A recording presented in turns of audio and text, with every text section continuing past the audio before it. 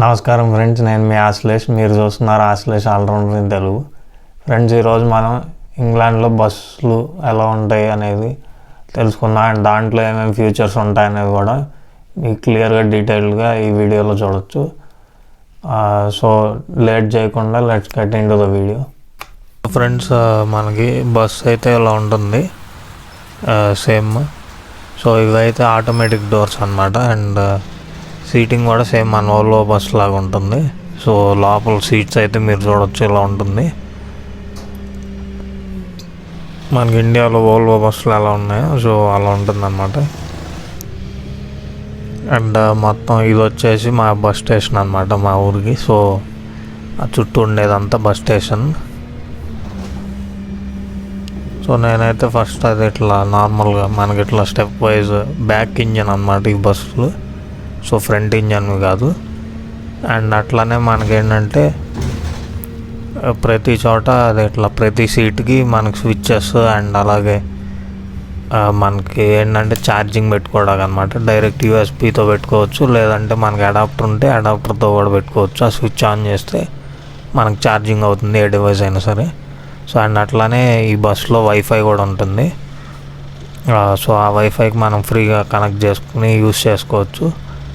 And అది ఆ front board కనిపిస్తుంది కదా, సో అక్కడేమో స్టాప్, ఏ స్టాప్ అనేది చెప్పి నేమ్ పడుతుంది.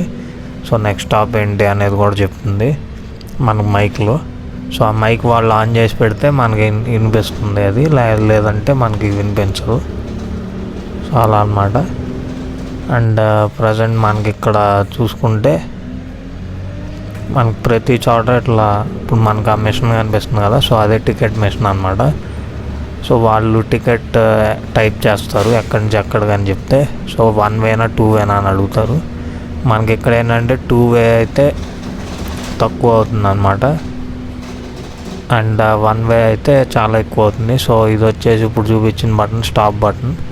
మనకి ఇది ప్రెస్ చేస్తే బస్ డ్రైవర్ అనేవాడు స్టాప్ చేస్తాడు అన్నమాట బస్సు. అండ్ ఇది వచ్చేసి ఇదంతా మా ఊళ్ళో బిల్డింగ్స్ అన్నమాట. జస్ట్ ఒక ఐడియా కోసం తీశాను. అండ్ మనకి 2 సైడ్ అయితే తక్కువ పడుతుంది, 1 సైడ్ అయితే చాలా ఎక్కువ పడుతుంది. Like 90% or 85% of the charge ఉంటుంది. అండ్ ఇది వచ్చేసి నేను వేరే ఊరు వెళ్ళేటప్పుడు తీశాను. సో ఇదంతా అక్కడ మాకు యూకేలో పొలాలు ఇవన్నీ ఇలా ఉంటాయి అన్నమాట. సో మ్యాక్సిమం ఇవన్నీ వాళ్ళు గుర్రాలు పెంచడానికి వాటికి వాడుతున్నారు ఈ ల్యాండ్స్. బట్ ఇవైతే ఫెన్సింగ్ వేసే ఉన్నాయి, నార్మల్ ఐరన్ ఫెన్సింగ్ వేసే ఉన్నాయి అన్నమాట. సో ఇది వచ్చేసి మధ్యలో వేరే చిన్న ఊర్లు అన్నమాట. అండ్ ఆ విలేజెస్లో ఇలా ఉన్నాయి హౌసెస్ అవి. నెక్స్ట్ చూసారు కదా, ఇప్పుడు అది ఆయన బటన్ నొక్కితే అక్కడ స్టాపింగ్ అని చెప్పి పడింది. సో అప్పుడు టింగ్ అని చెప్పి డ్రైవర్కి ఒక అలర్ట్ వెళ్తుంది. అందుకని నెక్స్ట్ ఏ బస్ స్టాప్ వస్తే అక్కడ ఆపుతారు. సో చూసారు కదా, ఈ బస్ స్టాప్ వచ్చింది, ఆపారు. అవి ఆటోమేటిక్ డోర్స్.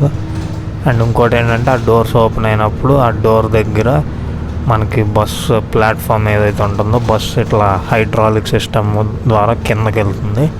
సో దట్ మనం ఈజీగా ఎక్కచ్చు దిగచ్చు. సో దానికోసం మనకి ఇండియాలో అయితే ఈ అవైలబిలిటీ లేదు. సో ఇది కూడా మళ్ళీ నెక్స్ట్ వెళ్ళే దారిలో మధ్యలో పొలాలు వచ్చినాయి. సో తీసాను. ఇదంతా ఫెన్సింగ్ డబల్. అండ్ మాకు ఇక్కడ వచ్చేసి మెయిన్గా గో నార్త్ ఈస్ట్ అని అండ్ అట్లానే స్టేజ్ కోచ్ బస్సెస్ అని ఉన్నాయి. సో ఇవి ఎట్లా అంటే 2 సర్వీస్ ప్రొవైడర్స్ టైప్ అన్నమాట. అంటే మనకి ఎట్లా అంటే ప్రైవేట్ బస్సెస్ కింద ఉంటాయి. బట్ ఇవేంటంటే సపరేట్ అన్నమాట. మనకులాగా గవర్నమెంట్ బస్సెస్ అలా కాకుండా ఇప్పుడు మనకి ప్రైవేట్ బస్సెస్లో కేశినేని ట్రావెల్స్ ఎలా ఉంటాయి. సో వాటి టైప్లో గో నార్త్ ఈస్ట్ అండ్ అట్లా స్టేజ్ కోచ్ అని ఉంటాయి. సో గో నార్త్ ఈస్ట్ అయితే మాకు ఇక్కడ బాగా ఫేమస్ అన్నమాట. అండ్ ప్రైజెస్ కూడా కొంచెం చీప్ ఉంటాయి one compare to stage coach. So ఆ బస్సులు కూడా మీరు చూడవచ్చు. అండ్ అట్లానే నాకు టికెట్ వచ్చేసి ఇలా ఉంటుంది. అండ్ ఈ టికెట్లో మనకి చూసుకుంటే మనకు 1 సైడా 2 సైడా ఇవన్నీ రాసి ఉంటాయి. సో మనం తీసుకునేప్పుడు 2 సైడ్ తీసుకున్నాను నేను. నాకు అందుకే £4 పడింది. బట్ 1 సైడ్ అయితే 3.1 or 3.2 పౌండ్స్ పడింది. సో అందుకే నేను 2 సైడ్ తీసుకున్నాను. అండ్ అట్లానే ఎక్స్పైరీ డేట్ కూడా ఉంటుంది 2 సైడ్ అయితే. అండ్ ఈ కింద బార్ కోడ్ ఎందుకంటే 2 సైడ్ దానికి మళ్ళీ మనం రిటర్న్ వచ్చేటప్పుడు టికెట్ తీసుకోక్కర్లేదు. ఏ గోవా నార్త్ ఈస్ట్ బస్ ఎక్కినా సరే మళ్ళీ ఇలా ఈ క్యూఆర్ కోడ్ స్కాన్ చేస్తే సరిపోతుంది, ఇందాక చూపించిన మెషిన్ దగ్గర. సో ఇంతే ఫ్రెండ్స్ యాక్చువల్గా దీని గురించి. అండ్ అలాగే మనకి వీక్లీ పాసెస్ కూడా ఉంటాయి. మనకు డైలీ ట్రావెల్ చేసేవాళ్ళు అనుకుంటే వీక్లీ పాస్ తీసుకోవచ్చు ఆన్లైన్లో డైరెక్ట్. సో అది మీకు ఫోన్లో వచ్చేస్తుంది, ఆ బార్ కోడ్ స్కాన్ చేస్తే చాలు, క్యూఆర్ కోడ్. సో ఇది యూకేలో బస్సుల పరిస్థితి. అయితే నేను కంప్లీట్ ఇన్ఫర్మేషన్ ఇచ్చాను అనుకుంటున్నాను.